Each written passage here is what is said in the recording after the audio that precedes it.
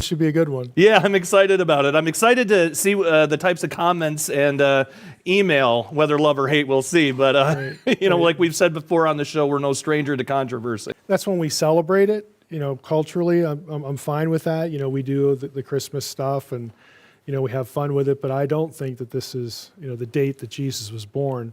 I take quite a different view of that. So do you really want to get into that? Yeah. Let's go.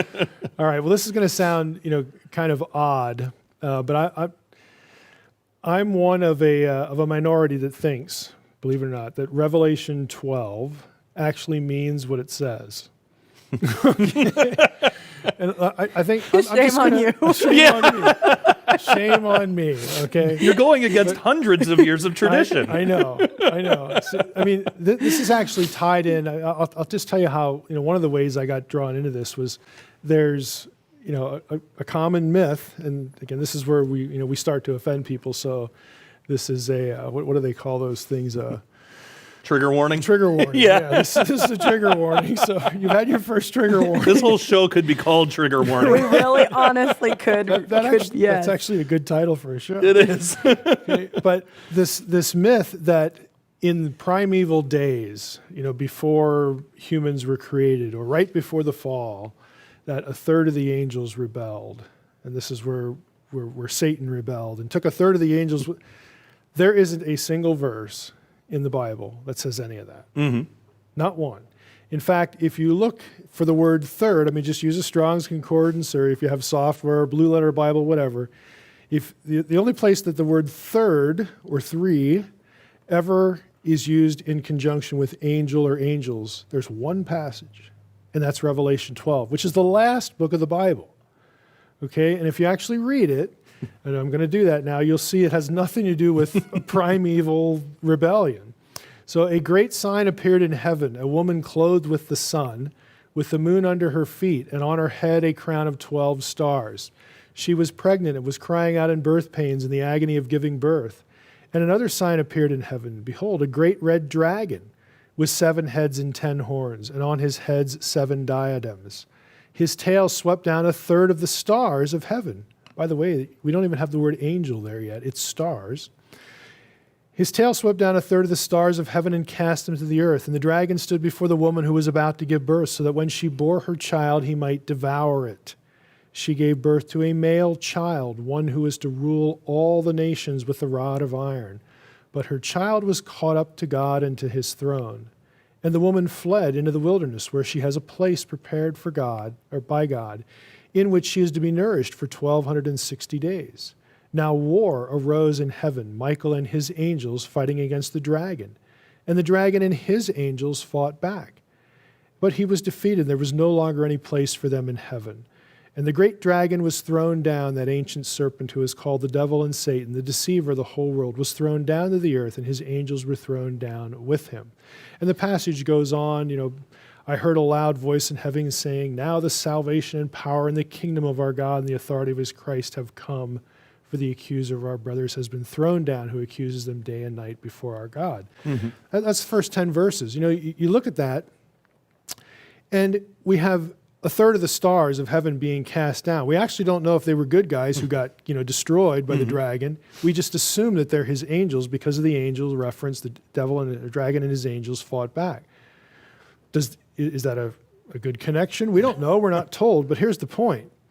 The passage clearly refers to the first coming of the Messiah, because the Psalm 2, is quoted in verse 5. The woman gave birth to a male child who is to rule the nations with a rod of iron. The birth of the Messiah provokes the war in heaven. It's nothing before humans were created or some primeval event or whatever, but somehow we wind up with this third of the angels mythology being associated with the creation event or something primeval, when this is the only passage you have it. And so when I looked at this at one point, I started doing some research, and I discovered that there were certain scholars who looked at this passage because of the celestial imagery here, 12 stars, sun, moon, under her feet, the sun in her midst, and all this kind of stuff. And they pointed out that this was stock vocabulary. This is normative descriptions for the heavens, celestial objects. So in other words, when John, earlier in the chapter, earlier in the book, is talking about looking into the heavens and seeing things, he actually means what he says, that there's something going on. And so he sees a great sign in heaven, a woman clothed with the sun. He's looking at the sky. I mean, this is, again, what I was reading, and I thought, well, that kind of makes sense. I mean, given all the celestial language here. But so I wonder what would the point be? And it's clearly connected with the birth of the Messiah. So, long story short, if you actually take the passage for what it says, you got a woman in heaven. The only collection of stars that it's the woman is the constellation Virgo and Virgin. Okay, everybody knows this. If you actually take that as your starting point, you have the moon under her feet, the sun in her midst, or sort of in the womb area, 12 stars around her head, so on and so forth. If you actually do that and plug it into an astronomy program, it does produce a date. And the date, again, is really what freaks people out. Because the date would be September 11th, 3 BC. It's the only time when not only these sets of circumstances, but if you put it in an astronomy program, there are other things going on at the same time that John does not mention, but to a pagan and to a Jew would have signaled something specific. For instance, above the woman, what's the next constellation? Okay, it's Leo, the lion, okay, the tribe of Judah. Oh my goodness. Inside the constellation Leo, according to this set of celestial events, the king planet, Jupiter, because it's the king planet because it's the biggest one in Greco-Roman astronomy, was aligned, it overlapped with the king's star, which is Regulus. So to a pagan, it would have been the sign of the birth of a divine king, but it's in the lion constellation. The dragon at her feet, again, if you plot this out on the ecliptic, there is a dragon figure. There's actually two of them. One is off the ecliptic. The ecliptic is the imaginary line that the constellations follow. In an astronomy program, it actually puts it on the screen for you. There's one at the side, Hydra, but there's also another one directly under her feet that today we would call it Libra and Scorpio. But in the ancient world, they were combined as one and referred to as a dragon. Okay? It's waiting to devour the child. I mean, if you put all of these things in, all of the events, what's here in John and those conjunctions, it's an unusual event. And September 11th, 3 BC is the one you get, for antiquity, for anything in the first century.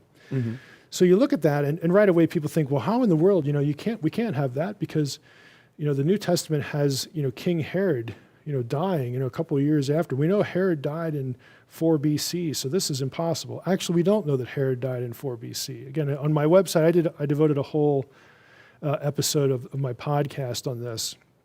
And there are 3, and I think maybe a 4th has come out since I did the podcast episode, peer-reviewed research articles that examine Herodian coins, because, coins, they put dates on them and other symbols.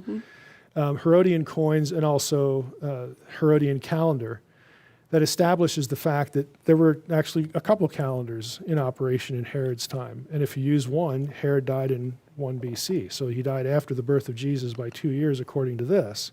So the astronomy actually works out, depending on which system you're using. I see. Wow. So the Herod death is no obstacle to this. But what's really fascinating is, well, that's a curiosity. Okay, September 11, 3 BC, who cares? That date was also Tishri 1 in the Jewish calendar. Tishri 1 was the date that in Old Testament Israel, that marked the inauguration of a new king, a new Israelite king. So it matches the same date. It was also the day of trumpets. You blow the trumpets when the new king arrives. I mean, are we starting to get a picture here? Not only that, but there are lots of things you can get into here. But that particular month, September, is also, in the Jewish calendar, it's also connected with being the harvest season. Okay.